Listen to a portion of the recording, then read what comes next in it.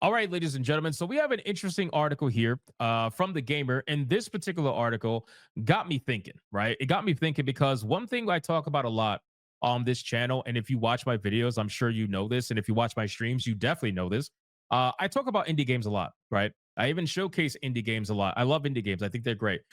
Creativity is really thriving right now in the indie scene, and it's especially thriving too in the double A scene. And the numbers are starting to prove it now more than ever. People are genuinely starting to get into indie games and double A games and giving them the chance that they deserve. Now, part of that reason is because triple A has been such garbage over the last couple of years that people have slowly but surely been trying to find other ways to get their entertainment. And indie and double A has stepped up drastically to the point where some of them are giving you triple A experiences for nowhere near the amount of money, right? We have experienced Expedition 33. We talk about it all the time, right? $50 game, absolutely insane experience. We've experienced Tainted Grail, The Fall of Avalon. Absolutely insane game. Janky, definitely buggy, but a lot of fun and a lot of content, and it's affordable. We're even looking at Oblivion Remastered, right? $50 game, tons of content. You could literally live in that game for hundreds of hours, and it's $50, right? You look at other indie games that are massively successful. Schedule One is probably one of them that everybody knows. But recently we had another one, which was Peak. Peak is doing so damn well. It's ridiculous, right? So we are definitely in the year of indie and double A. And this article headline says almost half of this year's top performing Steam games have come from double A or indie studios. Now, keep in mind, what does that look like? Can you imagine looking at Steam, right? And looking at the top performing games and thinking you're about to see some AAA blockbusters, clearly, right? That has to be the top performing games. Well, no, that's not the case. And what's hilarious is this was showcased in the Summer Games Fest as well. You know, they got a lot of flack at the Summer Games Fest for talking about how indie and double A have been felting triple A, right? But Keeley did it. He said it and he got a lot of flack for it. But it's true. It doesn't matter how angry you are going to be at that statement. The simple fact is they're destroying it right now. I've gotten so much entertainment from double A games this year. I was mentioning in a stream prior that I wish there was a way for me to see specifically double A, indie, and triple A games and how many of those games I played in terms of hours for this year. I would guarantee you the majority of it is in double A games right now. But 2025 feels like a bit of a tipping point for gaming as bigger studios continue to cancel projects and lay off talented developers or see their trend chasing games fail. Smaller games have come to the limelight. Indie titles like Schedule One. I keep forgetting about Repo. Repo is destroying it as well. Schedule One, Repo, and Peak have generated insane money. It would make a triple A studio blush. I'm not even kidding. And that is for video games. They get sold for like what, $8? It's insane, man. The amount of copies sold is wild. The idea behind indie and double A has been growing and growing and growing, and the creativity is there. There is no creative, very little creativity is in triple A these days. But in any case, Schedule One, Repo, and Peak have all garnered massive audiences, while games from smaller studios such as Clear Obscure Expedition 33 have achieved critical acclaim, breaking multiple records in the process. With player and development habits shifting as 2025 reaches its halfway point, we've looked at the games with the highest player counts on Steam and have found that 40% of the top 20 are either indie or double A. 40%. We are almost at half of the player base playing indie and double A games. Isn't that a wild precedent? That is a wild precedent, in my opinion. According to our data pull from SteamDB, 8 of this year's top 20 games, sorted by peak concurrent player count, have come from indie studios or can be classified as double A. In the TikTok and short form video era, a trend has emerged of smaller, more clippable games going viral, which has undoubtedly contributed to this year's charts. We saw it previously with games like Constant Warning and Chained Together, and that trend has continued this year, with Schedule One and Repo occupying 2 of the top 3 spots, and Peak falling just outside the top 10. While these games typically have a shorter shelf life and they're quickly replaced by the next viral hit, they're very much the definition of indie. And it really doesn't matter when you think about it, because if the game, think about it, Schedule One, how much could it have cost Tyler to make Schedule One, right? Almost nothing, right? I got to imagine it was very little money. And this guy has made tens of millions of dollars at this point. You're probably even peaking at almost $100 million at this point, and that's even after Steam takes its cut. It's insane how much money this man made from one particular video game that was a fun game and everybody enjoyed playing it, right? If you make a game that's fun and you make a game that's even slightly memeable, right? Make something that's memeable that can go viral on social media and get people talking about it. I mean, that's easy profit. That's very easy profit. Instead of wasting your money and spending $400 million on Spider-Man 2 only for you to not get anywhere close to that number, it's crazy, man. But in any case, idle game Bongo Cat took the sixth spot this year, and a title with overwhelmingly positive Steam reviews. Sultan's Game came in at 19th. I don't even know what Sultan's Game is. What is Sultan's Game?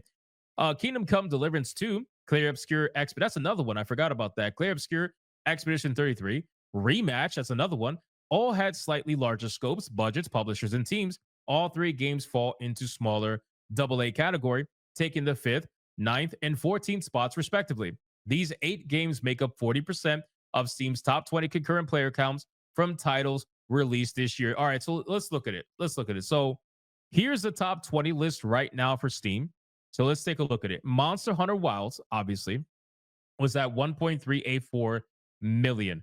The sad thing is that Monster Hunter Wilds has fallen off so goddamn much that sure, this number was an insane peak, but it also had an insane fall off. 90 Days of Death is what Monster Hunter Wilds had.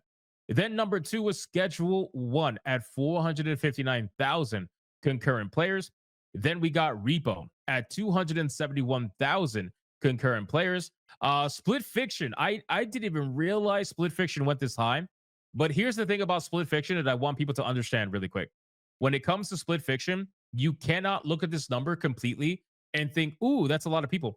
Because for every one person that bought the game, 2 people were playing at the same time and 1 was playing for free. Okay. Because it has a friend system. So, if you buy the game, you can give your friend a friend pass and that will allow them to play and they will count as a concurrent player, even though they never bought the game. So realistically, you have to cut this number in about half in order to really get what the true number is for this game. But anyway, just letting you know that. Kingdom Come Deliverance 2 at 256,206. Bongo Cat at 194,508. Look at this. Stellar Blade. This game just came out on PC and it's already number 7 in the top 20 list for Steam. Unbelievable. Stellar Blade at 192,078, just barely beating Dune Awakening at 189,333. Clear Obscure Expedition 33 at 145,063. Mecha Break is up there right now at 132,816. Peak is at 114,492, so it keeps climbing. Fragpunk, I can't believe Fragpunk hit the numbers that it did. 113,946. Shadowverse Worlds Beyond, 109,246. Rematch is really high up there at 92,841. Inzoi is up there. I can't believe Inzoi hit that high for this year at 87,377. Fantasy Life, The Girl Who Steals Time at 65,000. Assassin's Creed Shadows, which by the way, number 1 best-selling game in the world, according to the journalist. Number 1 best-selling game in the universe, according to the journalist. At number 17 at 64,825. RuneScape Dragon Wilds at 52,501. Sultan's Game at 46,106.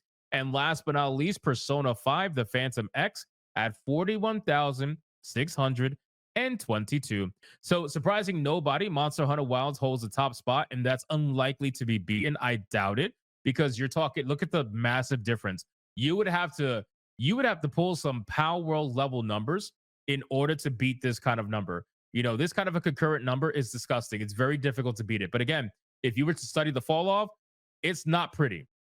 Plain and simple, the fall off is disgusting. But anyway, that's neither here nor there. People know why already at this point. Games like Doom, The Dark Ages, and Like a Dragon, Pirate Yakuza in Hawaii missed out on the top 20, as did the Steam releases of Final Fantasy VII Rebirth, The Last of Us Part 2 Remastered, and Marvel Spider-Man 2. Look at those games, bro. Look at those games. Look at those games, the amount of money it took to make those games. Chances are, between Doom, Like a Dragon, Final Fantasy VII Rebirth, The Last of Us, and Marvel Spider-Man, you're probably looking at over $1 billion combined, probably more than that, in order to make all of these games. They spent over $1 billion and they couldn't even get into the top 20 on Steam, and they're getting felted. It's crazy. Now, keep in mind, okay, Final Fantasy VII Rebirth, that is a after release, right? So the game came out on PS5 first, and it didn't release on Steam day one. So that's the problem there. Same thing for The Last of Us, same thing for Marvel Spider-Man. Doom the Dark Ages, no excuse there. Doom the Dark Ages, it released everywhere at the same time. Pirate Yakuza, I believe, released everywhere at the same time too. I'm almost sure about it. But again, it's crazy to see these AAA games not come anywhere close to games that cost 1/10 of what they cost. Probably even cheaper than that. Again, Schedule 1 is number 2 on this list, and it was one dude for the most part. Sure, he had a little bit of help every now and then, but it was one dude designing the entire game, and he's number 2. He's only beaten by Monster Hunter Wilds and Capcom. I mean, what the hell? It's crazy. So at this point, the conversation that I'm trying to have with you guys today in this video is essentially just to confirm that if you are looking for entertainment, if you are looking for a means to truly find fun at an affordable price and get value for your money, unfortunately, you're not going to find it very much in AAA gaming anymore. Not right now, anyway. Maybe in the next couple of years, as things start to course correct, maybe we'll get there. But for right now, I doubt it. And a lot of people are finding their value in indie and double A. So if I were you, I would probably be looking at indie showcases. I show them all the time. I react to them all the time on my live streams because I know a lot of YouTubers don't like doing it. Because let's be real, a lot of people just don't care about it from a viewership standpoint. But I don't care. I don't care at all. I love indie games. I love double A games. And I want to react to every indie showcase I possibly can to see what I find because there's so many of them. It's like looking for a diamond, right? You never know what you're gonna find. And I will say this, and I'll end it on this note. I have wish listed more games from an indie showcase than I ever have from a AAA showcase. I usually for most indie showcases, I'll wish list anywhere between 10 to 15 games. With a AAA showcase, I'm lucky if I get 5, truthfully. So indie and double A, that is the new king in my opinion. And that is where a lot of focus needs to be. If you're a gamer that's looking for maximum amount of fun for an affordable price and really get value for your money, I think you should give the shot and start looking there. You'll be surprised what you find.